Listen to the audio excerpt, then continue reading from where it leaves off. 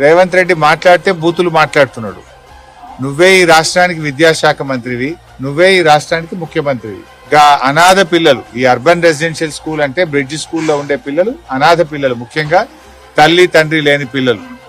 ఈ అనాథ పిల్లలకు కడుపు నుండి అన్నం పెట్టే చేతనైతలేదా నీకు? ఈ అనాథ పిల్లలకు కాస్మెటిక్ ఛార్జెస్ ఇవ్వడం చేతనైతలేదా? మాటలు పెద్ద పెద్దగా మాట్లాడతావు కదా, నేను చెట్టుకు కట్టేసి లాగులో తొండలు జొరగొట్టి అప్పుడు అర్థమవుతుంది నీకు.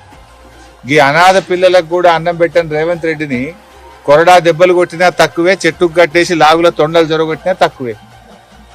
నీకే మాట్లాడొస్తుందా? మాకు మాట్లాడరాదా? నిన్న కేసీఆర్ గారు వచ్చి మన రాష్ట్రానికి నీళ్లలో అన్యాయం జరుగుతుందని, కేసీఆర్ గారు వచ్చి మహిళలకు మహాలక్ష్మి కింద 2500 ఇస్తా అన్నావు, ఇంకా ఎందుకు ఇవ్వలేదని, బాండ్ పేపర్ మీద రాసిచ్చి అవ్వాతాతలకు డిసెంబర్లోనే 4000 పెన్షన్ ఇస్తా అన్నావు. 2 ఏళ్ళు అయింది.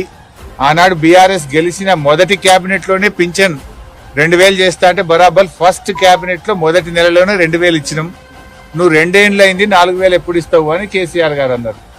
నువ్వు మాట్లాడిన బూతులేంది, నువ్వు మాట్లాడిన మాటలేంది? నువ్వేమో విద్యాశాఖ మంత్రి, నేను ఉద్ధరిస్తా, నాకు విద్య మీద ప్రేమ, పేదలంటే ప్రేమ అన్నావు. ఏం ప్రేమ నీది? 4 నెలలకెళ్ళి మెస్ బిల్ ఇవ్వకపోవడం, 4 నెలల నుంచి కటింగ్కో కొబ్బరి నూనెకో కాస్మెటిక్ ఛార్జెస్ ఇవ్వకపోవడం, ఇదేనా పిల్లల మీద నీకున్న ప్రేమ? అంటే నీకు తొండాల లాగులు జొరగొట్టాడు ఎవరు లేడనా?